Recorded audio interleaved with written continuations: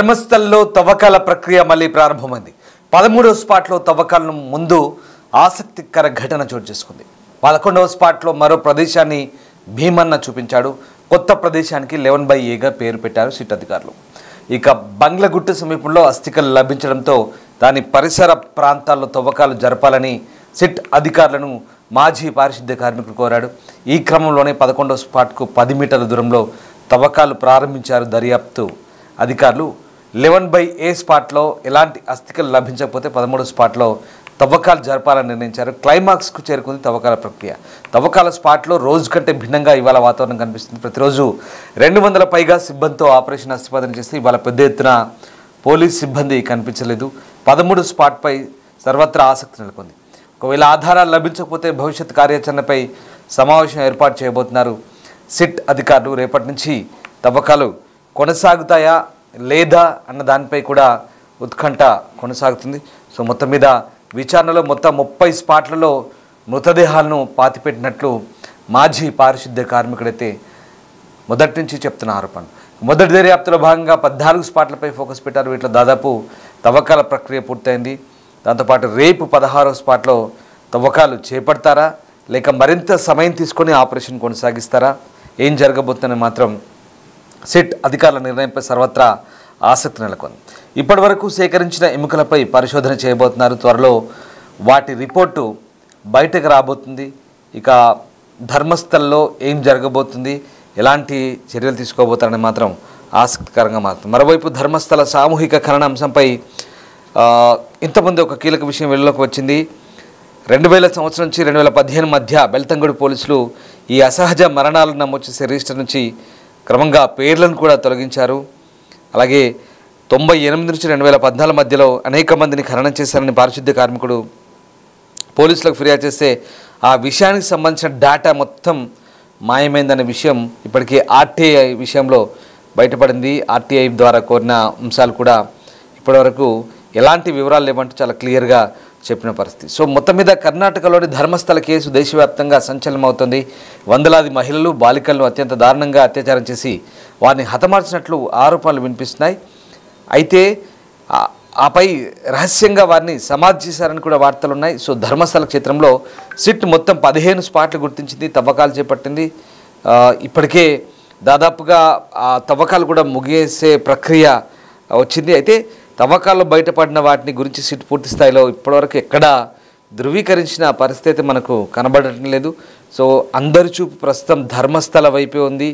తాను వందలాది మృతదేహాలను ఖననం చేశానని చెప్పిన ఒకప్పటి పారిశుద్ధ్య కార్మికుడు భీమా చూపిన ప్రాంతాల్లో ప్రత్యేక దర్యాప్తు దళం సిట్ అయితే తవ్వకాలను కొనసాగించారు. నిన్న అంటే మంగళవారం ఉదయం 11 నుంచి మధ్యాహ్నం 2 వరకు కూడా స్పాట్ నెంబర్ 11లో తవ్వకాలు చేపట్టారు. విడవకుండా వర్షం కురుస్తుండడంతో తవ్వకానికి అంతరాయం కలిగింది. 11 చోటు 6 గుంతలను తవ్వారు. వర్షం నీరు గుంతల్లోకి వస్తడంతో బుల్డోజర్ సహాయం తీసుకున్నారు. మధ్యాహ్నం కొంత సమయం విశ్రాంతి తీసుకొని తర్వాత 12వ ప్రాంతంలో తవ్వకాలు చేపట్టారు. సాయంత్రం 6:30 దాకా చేసిన తవ్వకాల్లో ఎలాంటి ఆధారాలు నిన్న లభించలేదు. సో ఇవాళ 13వ ప్రాంతంలో తవ్వకాలు కొనసాగిస్తున్నారు. దీనికి సంబంధించి సిట్ అధికారి అనుచేత్ అంటే ఎస్పీ ర్యాంక్ అధికారి ఆయన కూడా చెప్తున్నారు. ఇప్పటికే తమిళ గుంతల్లో ఉప్పు వేసి మళ్ళీ పూడ్చామంటే ఆయన చెప్తున్న పరిస్థితి. సో మొన్న సోమవారం 11, 12 ప్రాంతాల్లో తవ్వకాలు చేయాల్సి ఉండగా అక్కడ కాకుండా బంగలగుట్ట పరిధి అడవి ప్రాంతంలో తవ్వకాలు చేయాలని భీమా చెప్పారు.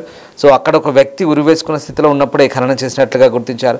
సోమవారం అదొక్కటి దొరకలేదని మరొక 2 సంబంధించిన ఎముకలు కూడా లభించాయని ధర్మస్థల్లో మిస్సింగ్ కేసు నమోదు చేసిన అనన్య భట్ తల్లి సుజాత భట్కు న్యాయవాదిగా వ్యవహరిస్తున్న మంజునాథ్ చెప్పారు.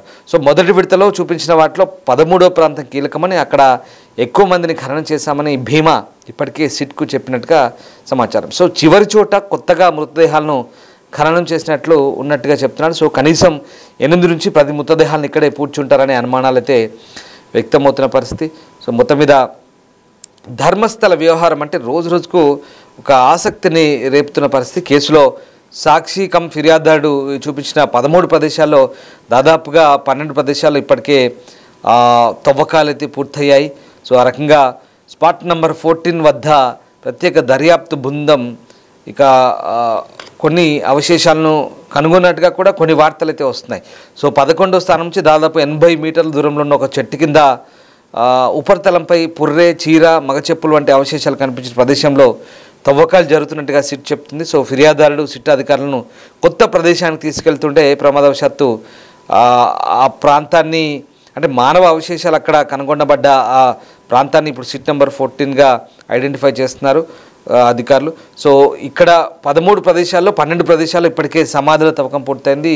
సో దాదాపు జూలై 31న స్పాట్ నెంబర్ 6 దగ్గర మానవ అవశేషాలతో కనుగొనబడ్డాయి. ఆగస్టు 5న సిట్ అంటే 11, 12 స్థానాలను తవ్వింది, కానీ ఎటువంటి అవశేషాలు లేవు.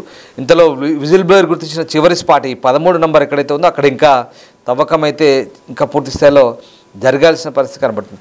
సో మొత్తం మీద ప్రస్తుతానికైతే ఇప్పుడు ఈ 11వ నంబర్ దగ్గర అటు నుంచి పక్కనే మరొక 4-5 గుంతలు తవ్వ దాన్ని 11/Aగా వాళ్ళు ఒక ఐడెంటిఫికేషన్ పెట్టుకున్నారు. సో ఆ 11 ఏదైతే ఉందో స్పాట్ 11th స్పాట్ దాని పక్కనే మరొక 2-3 గుంతలు అయితే ఎప్పటికప్పుడు మరొక 3-4 గుంతలు తవ్వినట్టు తెలుస్తుంది.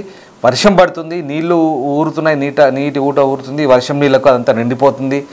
దాంతో మరొక బుల్డోజర్ సహాయంతో దాన్ని అంతా కూడా క్లియర్ చేస్తున్నారు. సో ఏవైతే తవ్విన ప్రాంతాల్లో వాటన్నిటిని మళ్ళీ ఉప్పు వేసి మళ్ళీ పూర్తి చేస్తున్నారు.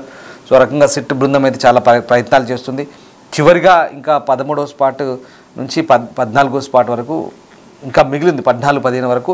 ఇవన్నీ కూడా పూర్తి స్థాయిలో తవ్వి అంటే ఇప్పుడు ఆయన చెప్తున్న అంశాల ప్రకారం చివరి స్పాట్లో ఖచ్చితంగా ఒక 8 నుంచి 10 డెడ్ బాడీలు ఉంటాయి ఒకే చోట అని చెప్తున్నాడు. సో ఇది కొంచెం అధికారులు చాలా ప్రెస్టీజియస్గా తీసుకుంటున్న పరిస్థితి కనబడుతుంది. సో నిజంగా ఆయన చెప్పినట్టుగా అన్ని మృతదేహాలు కనుక ఒకే చోట ఉంటే కనుక అది ఇక పెద్ద ఇష్యూ అవుతుంది. ఖచ్చితంగా ఆయన చేసిన ఆరోపణలకు స్పష్టమైన ఆధారాలు దొరికినట్టే మనం అనుకోవాల్సి ఉంటుంది. సో మొత్తం మీద ఏదేమైనా ఈ అంశం ఇప్పుడు కేవలం జాతీయ స్థాయిలో కాదు, అంతర్జాతీయ స్థాయిలో కూడా మీడియా కథనాలు ప్రచురిస్తున్నాయి. అల్ జజీరా వంటి వార్తా సంస్థలు కూడా ఇప్పుడు భారత్లో ఒక టెంపుల్ సిటీలో ఇలా జరిగిందంటూ వార్తను ప్రచురించడం, అంతర్జాతీయంగా ఈ వార్త అంటే ఒక రకంగా భారతదేశంలో జరుగుతున్న ఇలాంటి తంతు ఈ ఆరోపణల వ్యవహారం ఒక రకంగా ఆ ప్రాంతం యొక్క ప్రతిష్టను ఒక రకంగా అప్రతిష్ట పాలు చేయడమే మనకు ఇక్కడ అనిపిస్తుంది. సో ఆ రకంగా అంటే ఆ వ్యక్తి చేస్తున్న ఆరోపణలు నిజంగా అంతే గతంలో జరిగిన సంఘటనలకు ఆధారంగానే తను చెప్తున్నట్టుగా ఆయన ఇప్పుడు తనలో మార్పు వచ్చి ఈ ఆరోపణలు చెప్తున్నాను, సాక్షిగా మారాను అంటూ చెప్తున్న అంశాలను ఎంతవరకు నిజమవుతాయి, సిట్ అధికారుల దర్యాప్తులో ఏం తేలబోతుంది, నిజంగా ఇప్పటివరకు జరిపిన తవ్వకాలు ఇప్పటివరకు దొరికిన అవశేషాలు ఎక్కడో 6వ స్పాట్ దగ్గరే ఒక ఎముకలో అస్థిపంజరం దొరికింది. తర్వాత మిగతా చోట చీర, పాన్ కార్డు, ఏటీఎం కార్డు అలాంటివి దొరికాయి. తర్వాత ఒక 11వ స్పాట్ దగ్గర ఒక వ్యక్తి అప్పటికే తనే బలవన్మరణానికి పాల్పడ్డట్టుగా ఉరి వేసుకున్నట్టుగా కొన్ని ఆనవాళ్ళు దొరికాయి.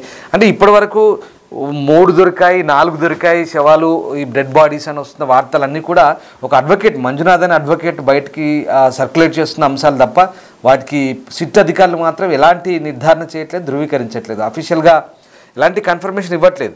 సో ఇవన్నీ కూడా సిట్ అధికారులు చాలా గోప్యంగా ఉంచుతున్నారు. ఇవన్నీ కూడా బయట నుంచి ఒక వేరే అడ్వకేట్ ద్వారా వస్తున్న లీకులు సమాచారం మాత్రమే. సో ఇవాళ జరిపే తవ్వకాల ఆధారంగా ఇంకేమైనా స్పష్టమైన నిర్దిష్టమైన ఆధారాలు ఉంటాయా, మరి ఆ ముసుగు వ్యక్తి చెప్తున్న అంశాలన్నీ కూడా నిజమవుతాయా ఏమవుతాయని తేలాల్సింది.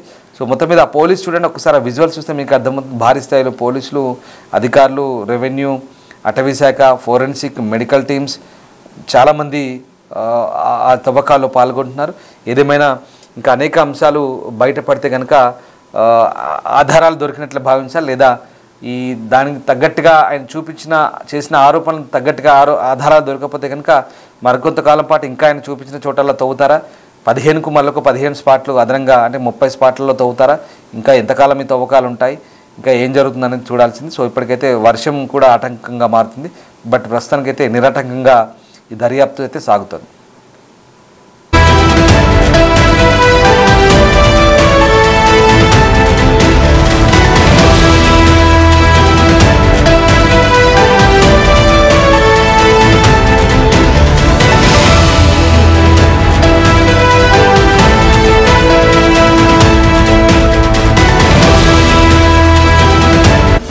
The Big Folk Night 2025 celebrating the soul of Telangana. August 23 సాయంత్రం 6 గంటల నుండి ఎల్బీ స్టేడియంలో. టికెట్స్ బుకింగ్ కోసం ఎంట్రీ వాలా యాప్ ను డౌన్లోడ్ చేసుకోండి.